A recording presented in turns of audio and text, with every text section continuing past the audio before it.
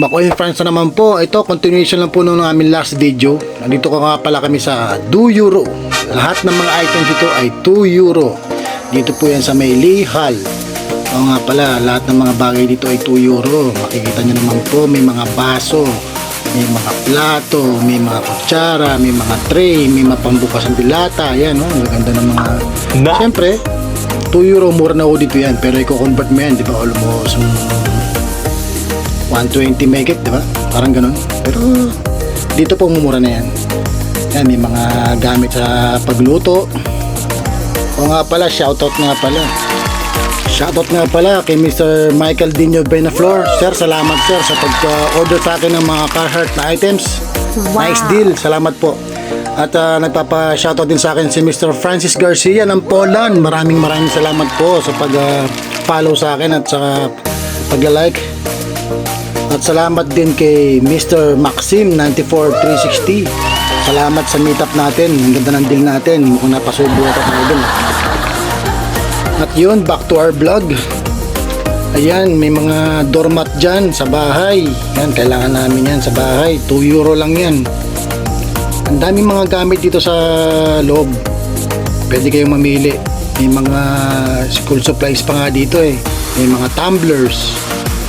Parang sa Philippines, parang yung all 100 ba yun? Parang ganun style dito. Ganun ang style.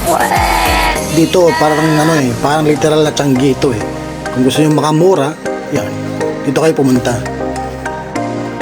Actually, sa Pilipinas, may pwesto kami ng ganito eh. Nagtitinda kami ng mga kasangkapan, mga gamit sa bahay.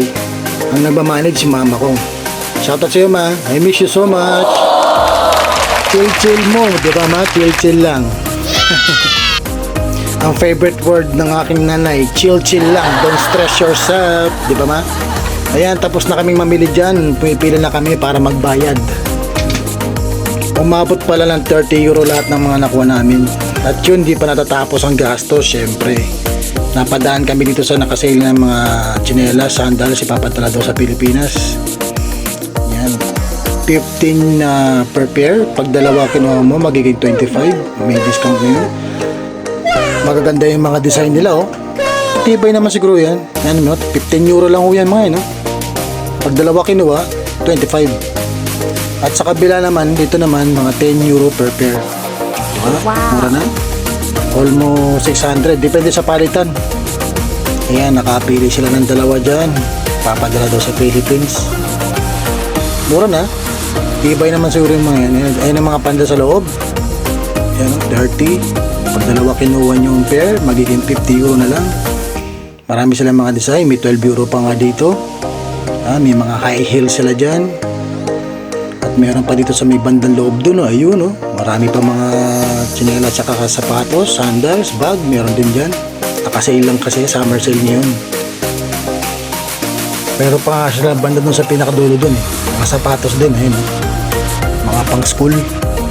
Ayun. Ang gaganda, no? Check nyo. O, diba? Ang gaganda. May mga damit pa nga dito. May mga boots. Ayun, no? Marami pagpipilian talaga. At yun, pauwi na ho kami dyan. Maraming salamat po sa panonood ng aking video. Kung nakaabot kayo sa dulo, maraming salamat po. At abangan nyo po kami sa susunod na aming video. Salamat po. Bye-bye.